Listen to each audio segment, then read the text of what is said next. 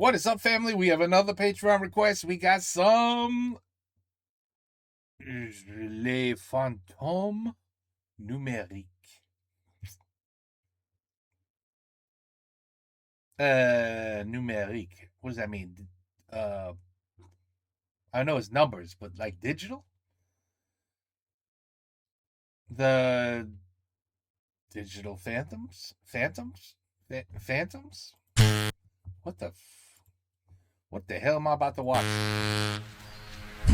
Hey, Defecator! Hey! I didn't know this. Oh, Defecator. Defecator. Defecate. Or. Okay, anyway.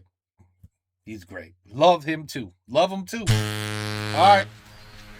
So he's basically going to say, okay. So if it's okay, so he's going to say that phantoms are bullshit. I kind of agree. Hey, Defecator! On défake sur les fakes. On défake. The fakes. We shit on the fakes. That's what he wants to say. He fait chaud in this outfit, huh? I'm Batman. Yes, I'm Batman. No. He's not Batman. Quoi qu'on pense de la vie après la mort, quoi qu'on croit, du côté des vivants, ici, la mort, ça finit par ressembler à ça. Une tombe, peut-être des cendres, et en tout cas des souvenirs, mémoires, entretenus par ceux qui nous survivent, jusqu'à ce qu'ils disparaissent à leur tour. Et au fil du temps, toute trace de nous va s'effacer à la surface de la Terre. La mort, c'est difficile à vivre, pour ceux qui restent, je veux dire. Il y a des cérémonies, des lieux comme ici, les fleurs. Bon, ici, il n'y en a plus, ou alors elles sont sauvages, elles viennent direct de la terre. En tout cas, il y a ces rituels funéraires. Tout ça nous aide à apprivoiser l'absence, à l'accepter et à reprendre le cours de sa vie avec le souvenir. Mais parfois, ça suffit pas. On a besoin de retenir ceux qui sont partis. On a besoin d'entretenir leurs fantômes. Leur image, déjà. On a cherché très tôt à garder une image des disparus. Ça a évolué au fil des technologies. Aujourd'hui, on a même le moyen d'animer ces images, de s'y immerger. Et puis, au-delà, on a cherché à communiquer avec l'esprit de nos morts, via des chamans, via des médiums, et récemment, par des IA de nos défunts, pour parler avec des nouvelles formes de fantômes, finalement. Les âmes de nos disparus, mais numérisées, quoi. Ça, c'est faux. Des simulacres, des fakes. Alors aujourd'hui, dans cet épisode, et de manière plutôt inhabituelle pour cette chaîne, on va partir à la chasse aux esprits, mais plutôt des esprits artificiels. On va même pousser jusqu'à en créer un, et on va voir où ça nous mène.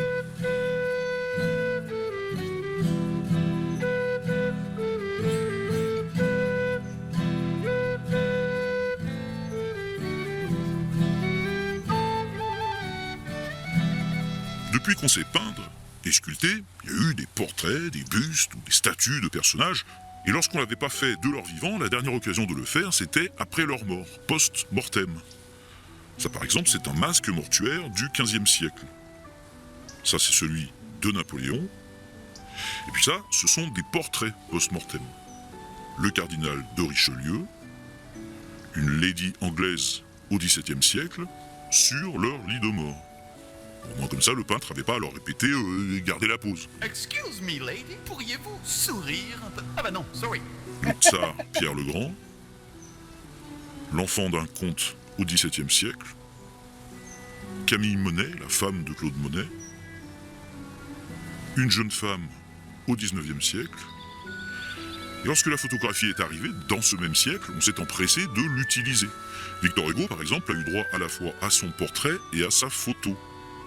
Et la photo post-mortem concernait aussi les gens plus modestes, en particulier pour les enfants dont on n'avait pas eu le temps de faire le portrait, à une époque où il y avait encore une forte mortalité infantile. En général, ils étaient photographiés dans leur lit de mort, comme s'ils dormaient, puis parfois on créait l'illusion qu'ils étaient encore vivants, comme ici, la petite fille au tambour, mais on voit bien dans les plis de drap derrière elle qu'en réalité elle est allongée. Il a pu arriver qu'on les photographie entourés de leurs proches, comme pour un dernier portrait de famille. Et ça, c'est des photos un peu malaisantes quand on les regarde aujourd'hui, parce que c'est une tradition d'une autre époque qui nous déstabilise. Mais il faut y voir le même amour, la même volonté de ne pas oublier que ceux qu'on peut éprouver aujourd'hui quand on fait nos selfies. Seulement, on n'a plus le même rapport à la rareté de l'image, puisque aujourd'hui, des photos, on peut en faire à l'appel. À l'époque, c'était une autre affaire. C'était moins facile, et par exemple, les temps de pause étaient très longs. Dans la deuxième partie du siècle, c'était descendu à 30 secondes, mais avant ça, pour les daguerréotypes, c'était plusieurs minutes. Parfois, on vous mettait un support vertical derrière pour caler la tête et la garder bien immobile. Ici, par exemple, on peut supposer que les enfants ont bougé pendant la pause, ce qui les a rendus plus flous sur le cliché. Alors après, attention, les mises en scène des défunts, c'était pas si fréquent. Sur le net, on trouve beaucoup de photos du 19e, étiquetées soi-disant post-mortem par des articles un peu sensationnalistes, mais qui en réalité n'étaient pas. Là, par exemple, non, ce couple ne pose pas avec leur enfant mort. Les infos de la photo disent qu'elle a été prise en 1846, et l'enfant, c'est la petite Anna, a vécu de 1845 à 1884. Alors c'est sûr, le père a l'air blasé, mais peut-être que le photographe vient juste de lui annoncer le temps de pause, par exemple. Nobody ever smiled back then. You ever notice that? Nobody ever smiled. Like, no, look pissed off, please. The more pissed off you look, the better the photo will come out. That's what I think that's what the photographer told them. I mean, regarde cette figure. Il est furieux. Il est pas content. Et elle se demande pourquoi je suis là. Je déteste ce connard-là. I mean, look at them. They look miserable. And the child's like, fuck it, I'm just going to sleep. This all sucks. All right, anyway. It's just, I never seen anybody smile back in those pictures. Ever. Never. Pourtant, la gamine s'est endormie. Jamais. J'extrapole. Pas de sourire. Alors, les choses ont évolué. Et récemment, dans notre propre siècle, il y a une nouvelle techno pour faire des images qui est apparue. C'est celle de l'IA générative. On a très vite trouvé des applis qui permettent d'animer une photo de ses ancêtres. Mais c'est fou. Et ça donne parfois des résultats assez troublants. Parce que justement, l'IA fait exactement ce que je viens de faire moi pour détendre un peu l'atmosphère. Elle extrapole.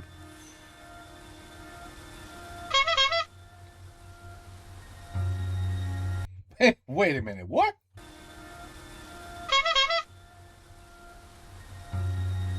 What the hell was that? Un peu plus tôt cette année, on a vu ce tweet de l'un des fondateurs de Reddit qui avait cette belle photo de lui enfant avec sa mère qui est décédée depuis il y a une vingtaine d'années. Et il a utilisé Midjourney pour en générer une vidéo. Il explique « J'étais pas préparé à ça. On n'avait pas de caméscope, donc il n'y a pas de vidéo de moi avec ma mère. Et j'ai utilisé une de mes photos préférées de nous deux, prise en plein voyage, comme image de départ pour une vidéo créée par IA.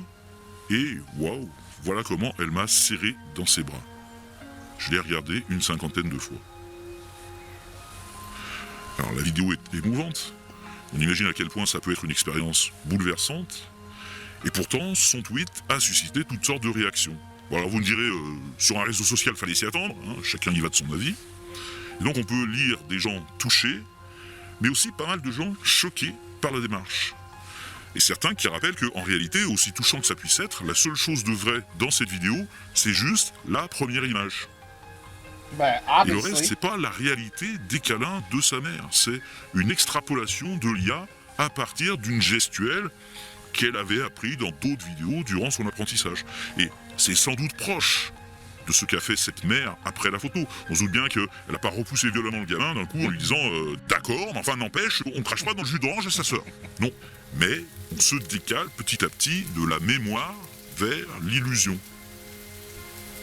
Yeah, I mean, and a lot of people, that will put you in tears. You will begin to cry immediately with something like this. And of course it's fake. We know it's not real, but it's crazy what AI could do. It's crazy what AI could do. I mean, I just saw Donald Trump and Putin doing the gang dance together. Looked incredible. Looked amazing. Both of them, Trump and Putin, together, like friends. So I mean, and it looked good. It looked good.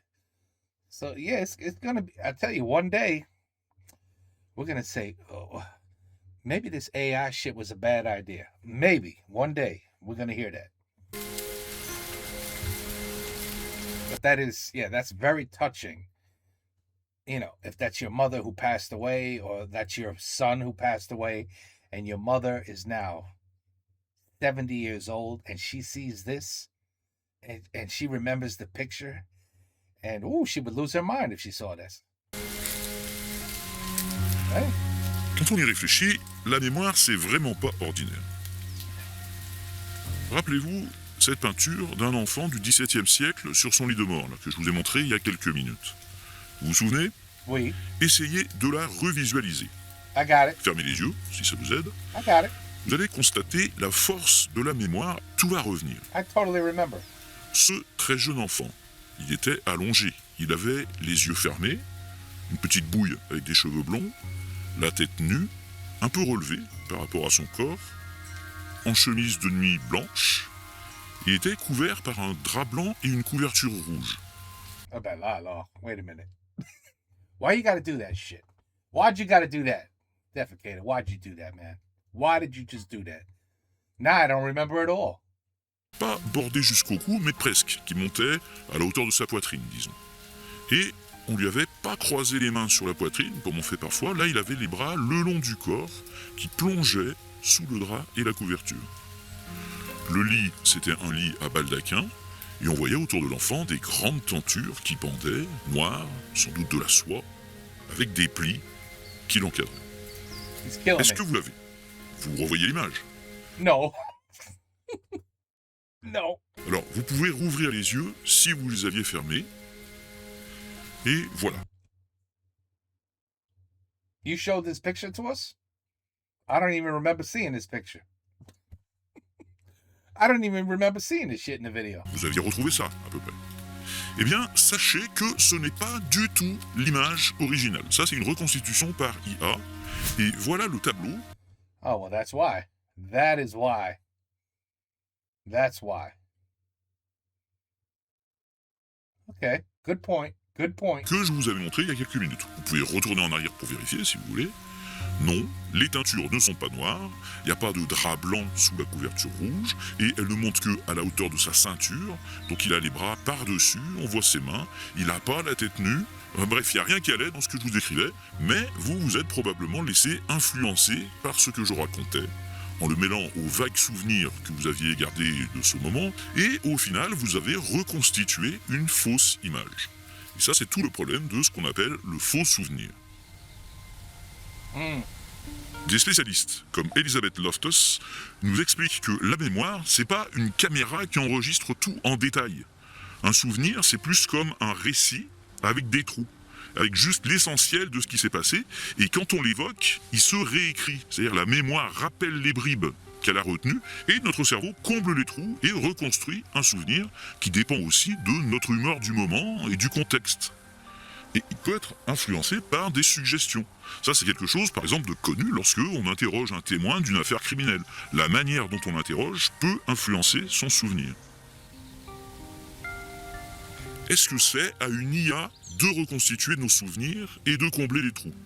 Est-ce que ça, c'est vraiment faire travailler sa mémoire, ou au contraire, est-ce que c'est juste une autre manière d'oublier? J'ai pas de réponse, surtout qu'on n'a aucun recul sur ces technos qui sont toutes nouvelles, mais c'est la question qu'elles peuvent poser.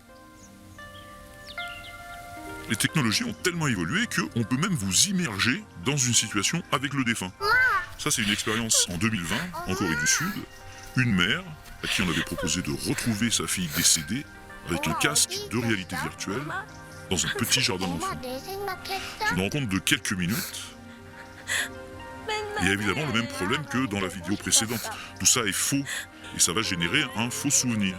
Quelque chose que cette mère aura eu sur le moment l'illusion de vivre avec sa fille et qui en réalité est un moment qu'elle aura vécu seule. Oui, bien sûr.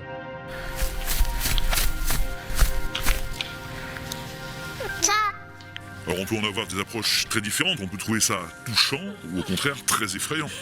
Tout dépend aussi de l'étape dans laquelle on se trouve dans un cheminement de deuil, parce que c'est un processus progressif. Bon, il y a plusieurs théories sur les différentes étapes du cheminement, mais ce qu'on sait, c'est que chacun le fait à son propre rythme. Et qu'au début du cheminement, tant qu'on n'a pas réussi à dépasser la douleur de l'absence, revoir des photos, des vidéos, des moments forts qu'on a vécus, ça peut aider. Et on pourrait se dire qu'ici, au fond, c'est la même chose, mais en réalité virtuelle. Sauf que c'est un moment inventé. Oui. Bien sûr.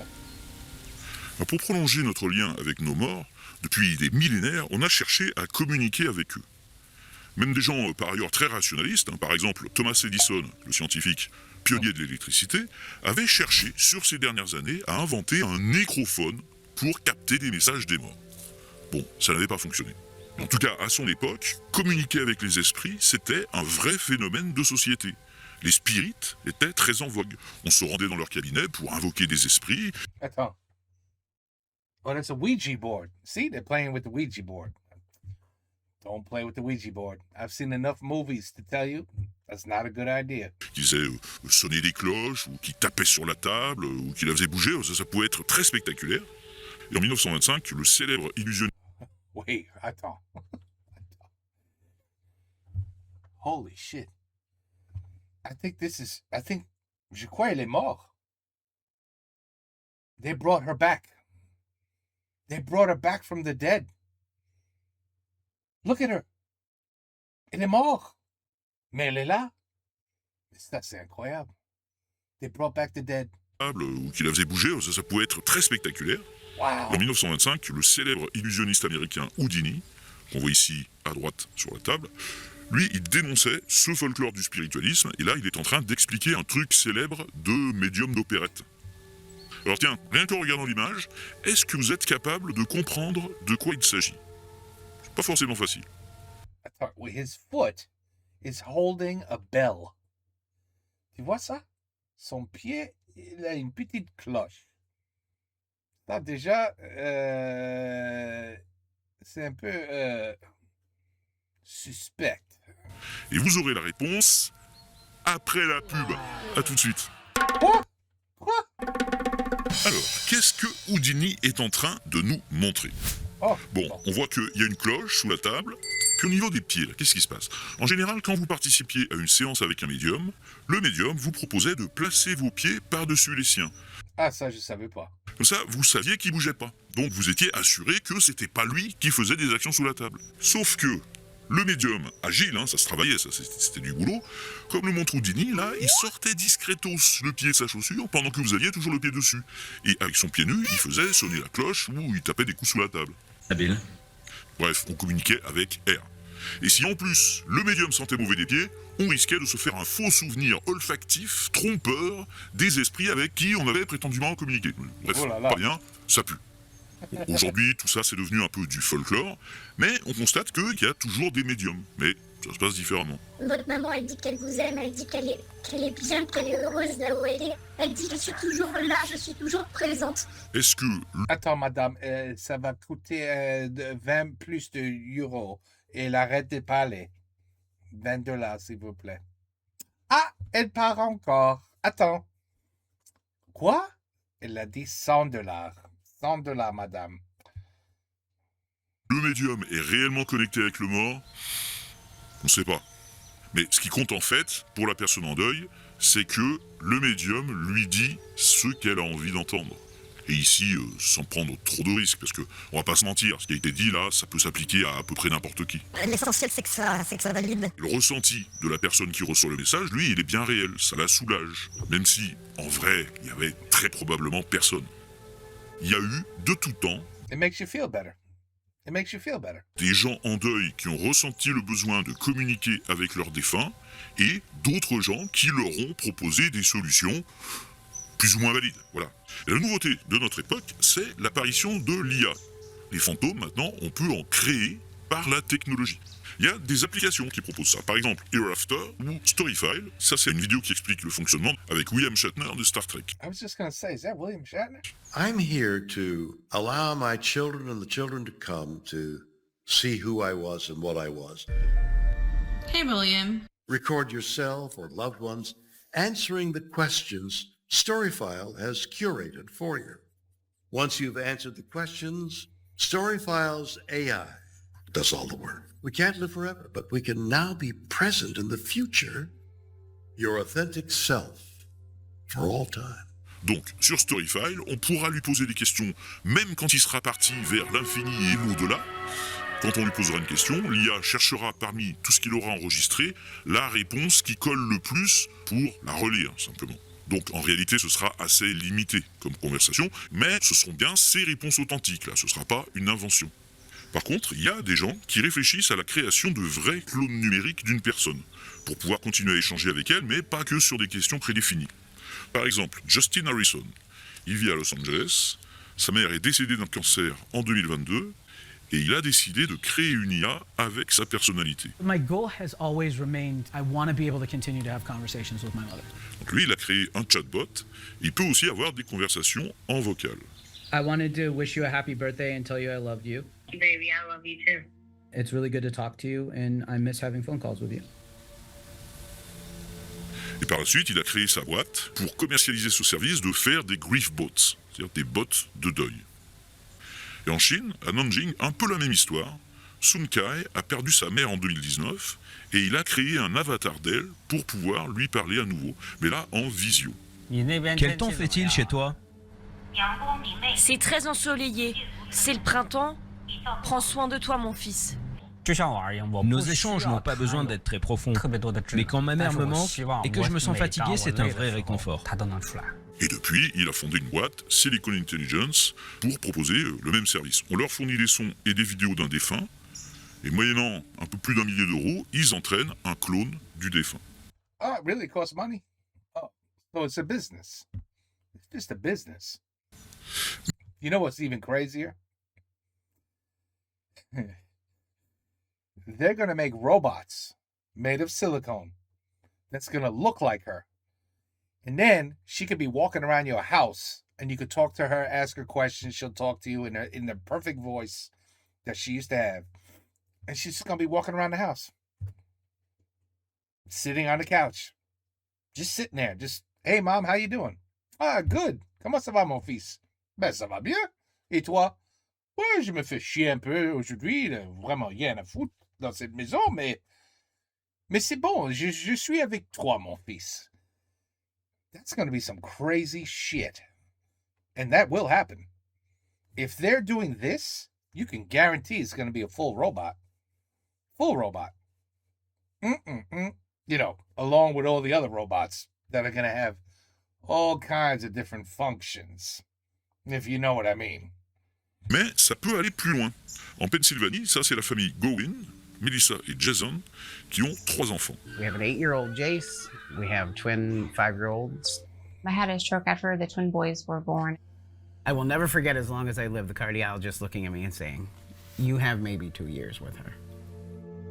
I was just looking for something to grasp onto, something of her to keep, and I think that's why I gravitated to AI. Et donc, ils se sont tournés vers Maïov, la solution de Justin, pour mettre au point une IA de Melissa. And then 4 months later, I was diagnosed with the beginning stages of stomach cancer. We have 3 young children. Jace was 3 at the time. And we are looking at our mortality as staring us in the face. Et là, ils ont créé une deuxième IA pour Jason, en faisant ça de leur vivant, parce qu'ils sont encore en vie. Mais ça les a poussés à préparer ces IA au cas où ils disparaîtraient, pour que leurs enfants puissent continuer à parler avec eux virtuellement. Dadbot is... Dadbot. Dadbot. like an animatronic of my dad, but built in a computer. Et du coup, ils entraînent l'IA ensemble, ils la testent ensemble. Can you hang glide in Minecraft? You can hang glide in Minecraft. I just want to see if he knows. I don't know. I don't know if you can, but maybe RoboMe is smarter than me. Yes, Jace. You can definitely hang glide in Minecraft. It can be a really fun way to explore your world. Alors évidemment, ça pose plein de questions. With his voice. Oh boy. Rien que là, le bot qui a l'air d'en savoir plus que le vrai père. Moi, quand je regarde ça, je me demande, est-ce que les versions clonées qu'on va obtenir auront vraiment la même personnalité que les défunts? Et ça, un bon moyen pour s'en rendre compte, c'est de tenter une expérience. Utiliser le même genre de techno pour me faire un clone de moi. Sachant que j'ai pas l'intention de mourir. Hein, et je suis pas malade, enfin, pas que je sache. Donc, il n'y a pas d'enjeu pour moi. Je vais pouvoir le faire juste pour tester, et avec du recul. Can I do a clone? I would do a clone in 3 seconds. Hey, clone. T'es prêt à aller au boulot? Allez, clone. Au boulot. Go to work, motherfucker. Go to work. Make me some money. Oh, no, I'm just going to stay here and eat some bonbons all day. I ain't going to work. That's your job. Clones. Donc créer un fake défécator qui pourrait devenir mon fantôme virtuel et converser moi-même avec lui pour vérifier si il réagirait bien comme moi. Et ça, eh ben, on va aller le voir sur l'ordi. Mais après la pub. On dit la mort, c'est comme un passage. Je pense c'est comme une porte qui se ferme et de l'autre côté, il n'y a pas de poignée. C'est une issue de secours, mais sans le secours. Eh ben, c'est saisissant. Puis on dit, ceux qui partent sont jamais loin. Non, moi je pense un peu quand même, sinon on les verrait. Je pensais pas que ce soit possible, mais là c'est vraiment... C'est un clone plus vrai que nature. Il est aussi... Enfin je veux dire, il est comme toi quoi. Tu m'écoutes? T'es où? Ben je suis là. Attends. C'est toi là qui fais le... Pour l'instant, c'est moi. Mais je compte embaucher des gens si jamais j'ai d'autres clients. Oh, it's his friend. We know it. We know this one. Ouais, c'est pas du tout un clone numérique. Il me semblait bien aussi que tu disais nimp. Maintenant je bosse dans le domaine. Non, je t'ai dit précisément. Je suis dans l'IA. J'ai été clair. Dans l'IA. Dans l'IA. C'est moi qui suis dedans. D'accord, donc tu vas servir à rien comme d'habitude. Moi, ce que je propose, je t'embauche et avec ma méthode, tu vas être capable de le faire toi-même. Il y a des techniques. Non, ce qu'on va faire, si j'ai besoin d'un clone numérique, je t'appelle, et en attendant, le clone, je vais le faire tout seul. Le projet, c'est de prendre une IA existante et de faire du fine-tuning, c'est-à-dire la nourrir avec des données à moi, pour qu'elle apprenne mon style, mes connaissances, et qu'elle réponde comme si c'était moi. Par écrit, je vais pas m'occuper de la voix pour l'instant, avec le moins de code possible. Et surtout, en local. Je veux pas que mes données aillent se balader n'importe où, ça reste sur ma machine. On peut utiliser par exemple GenAI, c'est de l'open source, ça s'installe en local, on choisit de quel modèle on veut partir, allez, genre Mistral, c'est français, et là commence le travail de titan. Il faut rassembler des données, énormément de données. Ce qui fait la force d'une IA, ce sont ces données d'entraînement. Alors on a besoin d'un petit fichier persona qui donne les traits de base, et pour le style et le contenu, bon, j'ai tous les textes de toutes les vidéos de Defecator. Bon, le souci, c'est que il faut des données structurées. Genre, si j'ai telle question, je donne telle réponse. Je préfère répondre comme ça plutôt que comme ça. Il y a du boulot. Il va nous falloir plus de café. C'est vraiment une phase d'introspection. En mode, quand je parle, de quoi je parle? Comment je parle? Et là, ça devient une question essentielle au sens de l'essence. Qu'est-ce qui fait que moi, c'est moi? Qu'est-ce qui me définit? J'ai besoin d'une pause là. Café. Ses défauts, ses faiblesses, on n'est pas toujours le mieux placé pour les voir, et même avec ses proches, on ne dit pas tout. Or, c'est ça aussi qui fait notre personnalité. Si on n'en parle pas, forcément, le clone ne réagira pas comme nous. Mais c'est intime, c'est le fond de notre âme. Jusqu'où veut-on bien jouer le jeu pour que la machine connaisse tout de nous? It would take years of programming. Café. Déjà, dans tout ce qu'on a dit pendant sa vie, il y a des choses qu'on dirait plus. Sans compter les choses qu'on veut pas s'avouer, qu'on a mis de côté, ou qu'on a perdu. Une personne très âgée qui a des soucis de mémoire, qu'est-ce qu'elle pourra restituer de sa vie qui a fait toute sa personnalité? En plus, on évolue. Du coup, c'est notre personnalité de quelle époque qui mériterait la postérité? Et si je me plante dans mes données, et que par la suite, mon clone ne réagit pas comme moi, est-ce que j'ai envie que ce soit ça qui reste de moi et qu'il me survive à raconter n'importe quoi sans que je puisse plus donner mon avis? Ah, j'y retourne. De toute façon, j'arrête pas à dormir, j'ai pris trop de café. C'est ses pyjamas. C'est pourquoi he's dressed like that. He always wears his pajamas. I was wondering. Mais non, je comprends. Après des heures et des heures de labeur laborieux, c'est enfin le moment du premier test. Ah. Et là, en moins de 5 minutes, c'est un échec. Defecator, il s'abstient de parler quand il connaît pas un sujet, mais le clone, il raconte nimp, au lieu de dire juste « je sais pas ». Et le principe même du LLM, c'est de compléter ce qu'on lui dit à base de stats pour nous dire ce qu'on a envie d'entendre. Comme les médiums, mais quitte à nous raconter nimp. Et là, c'est plus forcément ce qu'on a besoin d'entendre, parce que c'est plus la personne clonée qui parle, c'est la machine qui fait des hallucinations, parce que c'est inhérent à sa techno, baratiner plutôt que admettre qu'il ne sait pas. Bref, Tout ça pour ça, j'ai juste fait un énième LLM qui réagit comme tous les LLM. Alors on me dira sans doute qu'il y avait moyen de faire mieux techniquement, ou que la techno va évoluer. Sûrement. Mais ça change rien aux questions de fond. Il est arrivé à la même chose au Gowin. Do you know Mark? I'm not sure. Can you remind me who Mark is? Mark is your bestest friend. Oh, yes. Now, I remember. I remember a time when Mark and I were on a road trip, and we got lost in the middle of nowhere. We didn't have GPS or smartphones. He's like, that should never happen. Back then.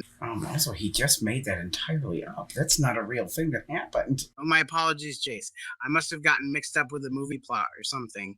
Est-ce qu'ils finiront par considérer ça comme une impasse, ou est-ce qu'ils continueront?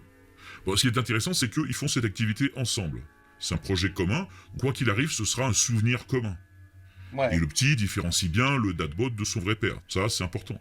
Il y a eu une enquête en 2024 auprès de professionnels de la santé mentale sur l'usage d'une IA pour aider les enfants qui ont perdu un parent d'un cancer. Et ça fait pas consensus. Ils sont à peu près que 1 sur 2 à penser que ça pourrait être approprié. Et ils sont quand même assez réservés, parce que ça pourrait générer de la confusion, de l'attachement au bot. Donc ils invitent à rester prudents tant qu'on n'a pas plus de données et qu'on n'en sait pas plus sur les impacts. Il y a d'autres études sur le sujet, plutôt théoriques pour l'instant, qui questionnent les aspects éthiques. Qu'est-ce qui se passe si les données commencent à être utilisées à des fins publicitaires? Vous parlez avec le clone de votre défunt, et il se met à vous conseiller de commander des spaghettis carbonara. Ou bien, vous recevez sur votre téléphone des notifications de votre défunt, enfin son clone. C'est perturbant.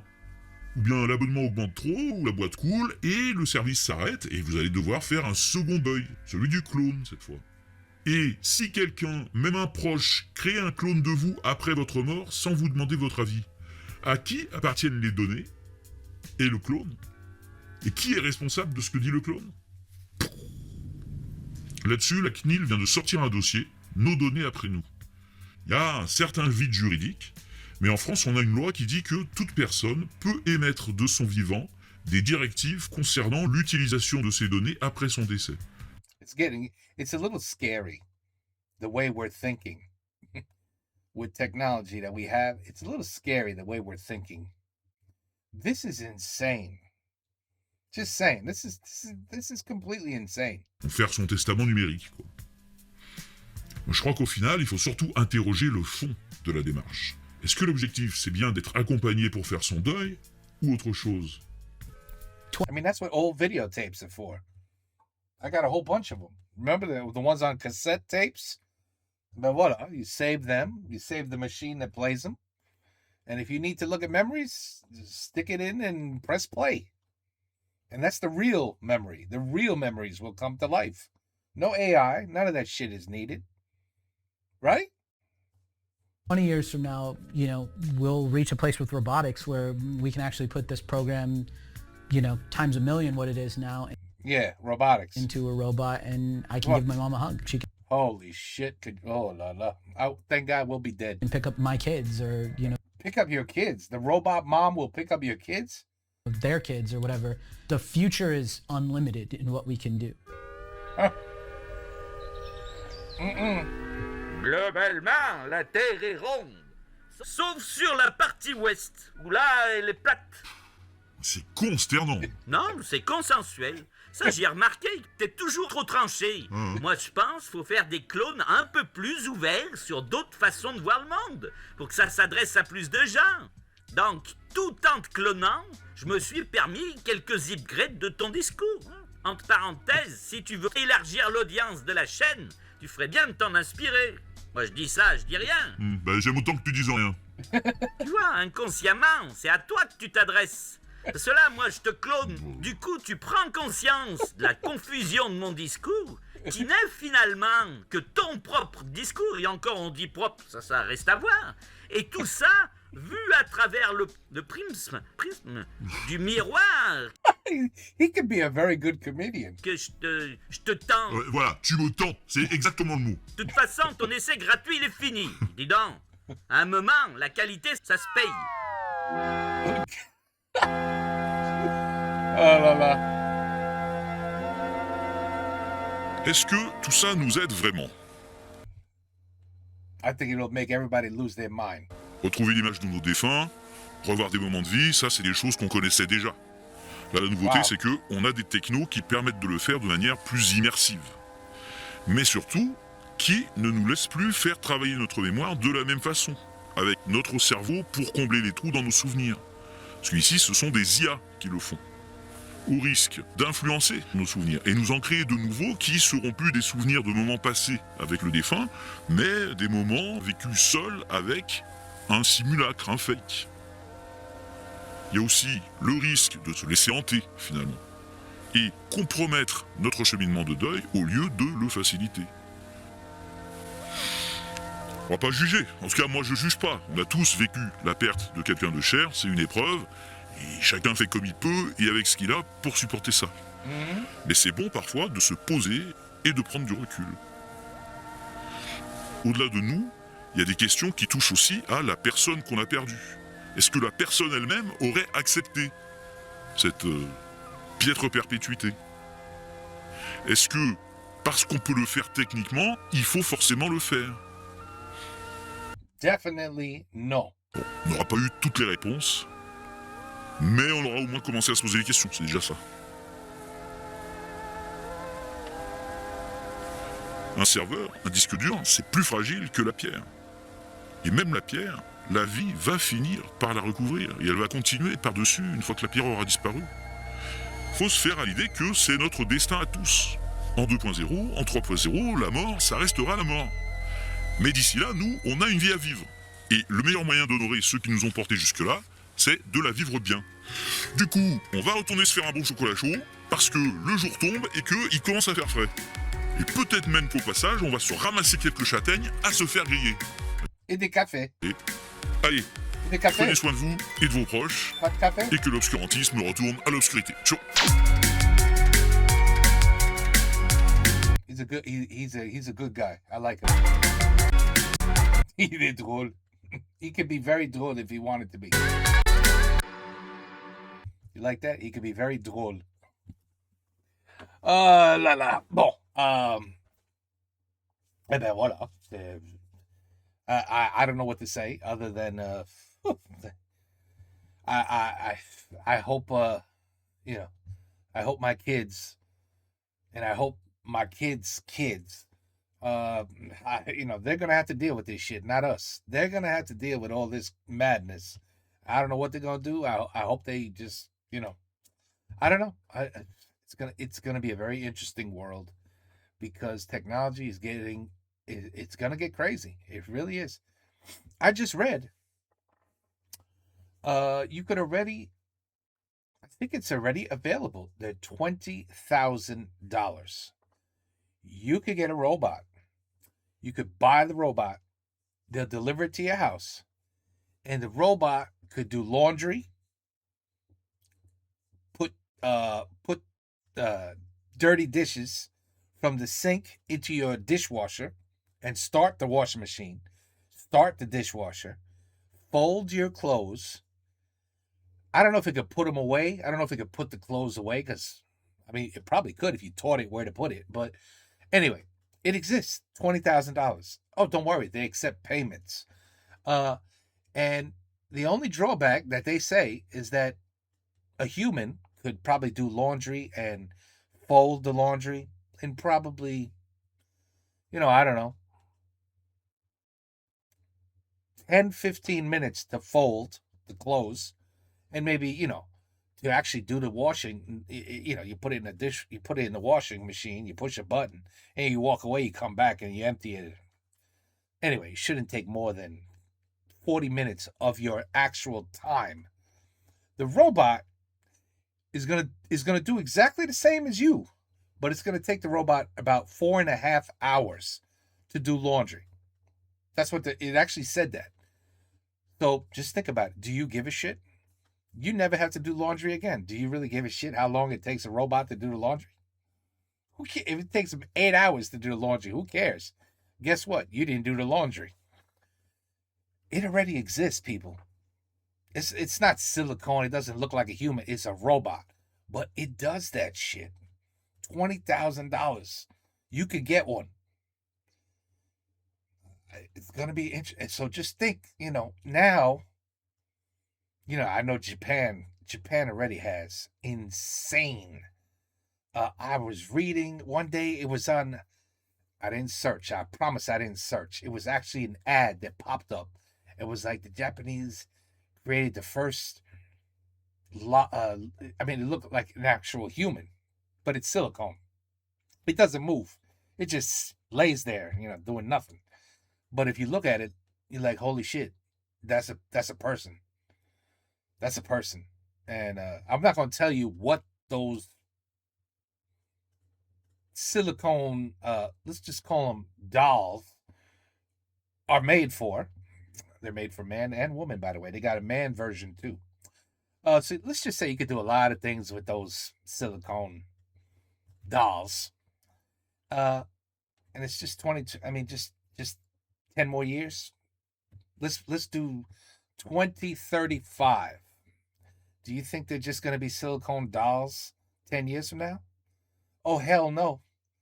People will be able to go, why do I have a pain in the ass wife who always says no when I could have Sherry